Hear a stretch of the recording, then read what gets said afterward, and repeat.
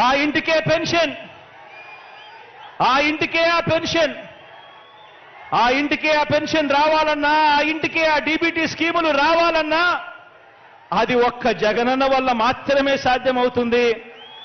అందుకే మీ జగనే సీఎంగా ఉండాలి, మన వైఎస్ఆర్సీపీ ప్రభుత్వమే కొనసాగాలి. దానికోసం మన వంతు ప్రయత్నం మనం చెయ్యాలి. ఖచ్చితంగా మనం అందరం బయటికి రావాలి.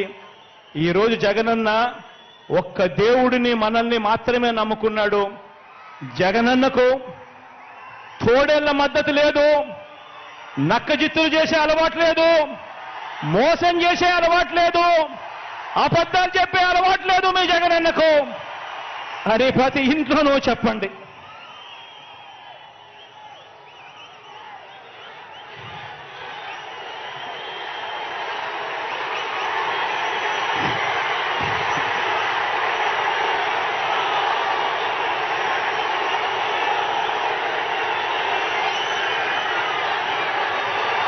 ఒకటి అసెంబ్లీకి, ఒకటి పార్లమెంటుకు, ఒకటి అసెంబ్లీకి, ఒకటి పార్లమెంటుకు ఫ్యాన్ మీద మీరు నొక్కితే మీరు గత ఎన్నికల్లో బటన్ నొక్కి పెట్టెలో బంధించిన చంద్రముఖి బెడద,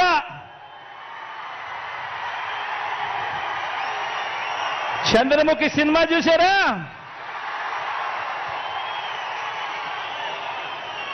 ఒకటి అసెంబ్లీకి, ఒకటి పార్లమెంటుకు ఫ్యాన్ మీద నొక్కితే మీరు గత ఎన్నికల్లో బటన్ నొక్కి పెట్టెలో బంధించిన చంద్రముఖి బెడద ఇక శాశ్వతంగా మీకు ఉండదు.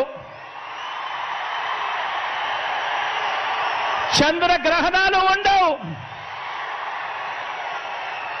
లేదంటే చంద్రముఖి సైకిల్ ఎక్కుతుంది, టీ గ్లాస్ పట్టుకొని పేదల రక్తం తాగేందుకు లకలక అంటూ ఇంటింటికి వచ్చి అబద్ధాలతో, మోసాలతో ఒక డ్రాకులా మాదిరిగా మీ తలుపు తడుతుంది. గడప గడపలోనూ కూడా, ప్రతి ఇంట్లోనూ కూడా ఆ ప్రతి అక్క చెల్లెమ్మకు చెప్పండి, ఆ ప్రతి అవ్వాతాతకు చెప్పండి, ఆ ప్రతి అన్నతమ్ముడికి చెప్పండి. మరో విషయం కూడా మీరు గమనించండి, మరో విషయం కూడా గమనించండి. 14 ఏళ్ళు సీఎంగా చేసినా కూడా చేసుకునేందుకు ఏమీ లేదు కాబట్టి, చెప్పుకునేందుకు ఏమీ లేదు కాబట్టి చంద్రబాబు రాజకీయం అంతా కూడా పొత్తులు, జిత్తులు, నక్క జిత్తులుగా సాగుతా ఉంది చంద్రబాబు గారిది. 14 ఏళ్ళు ముఖ్యమంత్రిగా పరిపాలన చేసి నేను ఇది చేశా, అందుకే నాకు ఓటేయండి అని చెప్పి అడగాల్సిన పొజిషన్లో ఉన్న 14 సంవత్సరాలు ముఖ్యమంత్రిగా చేసిన వ్యక్తి చెప్పుకునేందుకు ఏమీ లేదు కాబట్టి రాజకీయాలన్నీ కూడా వాళ్ళయి పొత్తులు, జిత్తులు, నక్క జిత్తులతో సాగుతా ఉంది. ఈ మధ్య ఈ చంద్రబాబు గారికి ఎన్టీ రామారావు గారు గుర్తుకొస్తా ఉన్నాడు. వెన్నుపోటు పొడిచేది ఆయనే, మళ్ళీ ఎన్నికలప్పుడు ఎన్టీ రామారావును గుర్తు తెచ్చుకునేది ఆయనే. ఈ మధ్యకాలంలో ఆయన అంటా ఉన్నాడు, తెలుగుదేశం పిలుస్తోంది, రా కదలి రా అని చెప్పి అంటా ఉన్నాడు, పిలుస్తా ఉంది. ప్రజల్ని కాదు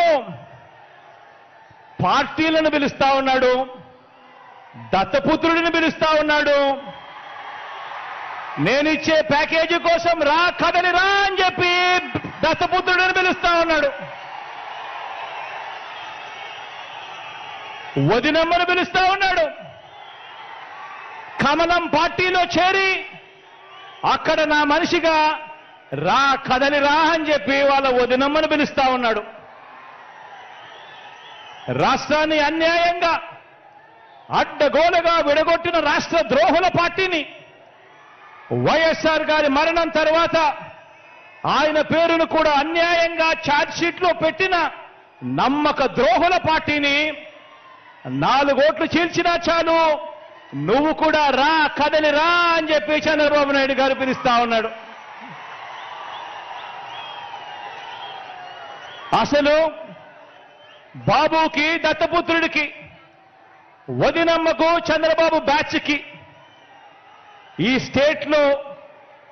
స్టేట్కి వారికి సంబంధమే లేదు. ఈ రాష్ట్రానికి వారికి సంబంధమే లేదు. ఏ ఒక్కరూ మన రాష్ట్రంలో ఉండరు. వారంతా కూడా నాన్ రెసిడెంట్ ఆంధ్రాస్. ఏ ఒక్కరు ఇక్కడ ఉండరు. వారందరూ కూడా నాన్ రెసిడెంట్ ఆంధ్రాస్. వారికి ఏనాడైనా ఎప్పుడైనా కూడా ప్రజలు ఎప్పుడు గుర్తుకొస్తారు అని అంటే ఆ ప్రజలతో వారికి పనిబడినప్పుడు మాత్రమే ఈ రాష్ట్రమైనా గుర్తుకొస్తుంది, ఈ రాష్ట్రంలో ఉన్న ప్రజలైనా వాళ్లకు గుర్తుకొస్తారు. కాబట్టే ఆయన సైకిల్ను, కాబట్టే ఈ పెద్ద మనిషి సైకిల్ తొక్కటానికి 2 దాన్ని తోయటానికి మరో 2 పొత్తులో తెచ్చుకొని రా, కదలి రా అని చెప్పి పిలుస్తా ఉన్నాడు. ఈ పెద్ద మనిషి చంద్రబాబు నాయుడు గారికి పొత్తే లేకపోతే కనీసం 175కు 175 చోట్ల ఎన్నికల్లో పోటీ చేయించుకునేందుకు కనీసం అభ్యర్థులు కూడా ఈ పెద్ద మనిషి చంద్రబాబు నాయుడు గారికి లేరు. ఇలాంటి దిగజారుడు పార్టీలన్నీ మీ జగనన్నే టార్గెట్ గా ఆయుధాలు రెడీ చేసుకుంటా ఉన్నాయి. ఇలాంటి దిగజారుడు పార్టీలన్నీ కూడా మీ జగనన్ననే టార్గెట్ గా, పేదవాడి భవిష్యత్తునే టార్గెట్ గా, పేదవాడి సంక్షేమాన్నే టార్గెట్ గా వీరంతా కూడా వాళ్ళ ఆయుధాలన్నీ కూడా రెడీ చేసుకుంటా ఉన్నాయి.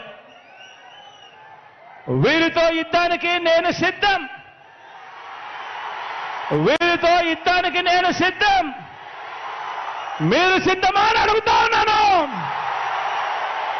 మీరు సిద్ధమా అని అడుగుతా ఉన్నాను. ఈ యుద్ధం 15 ఏళ్లుగా నాకు అలవాటే, మీకు అలవాటే నాతో నడిచారు కాబట్టి. ఇది ప్రజలకిచ్చిన మాట మీద నిలబడిన, ఇది ప్రజలకిచ్చిన మాట మీద నిలబడిన ఈ ఒక్కడి మీద కలబడి 100 మంది 100 బాణాలు వేస్తున్నప్పుడు ప్రజలే రక్షణ కవచంగా ప్రజల్లో నుంచి పుట్టిన ప్రజల పార్టీ ఈ వైఎస్ఆర్ కాంగ్రెస్ పార్టీ. ఆ కనిపిస్తా ఉన్న జెండాకు అర్థం, ఆ కనిపిస్తా ఉన్న జెండాకు అర్థం ఈ ఒక్కడి మీద దేశంలో కల్లా బలమైన 10 వ్యవస్థలను ప్రయోగిస్తే ప్రజలు తమ భుజాన మోసిన ఎజెండా మన జెండా.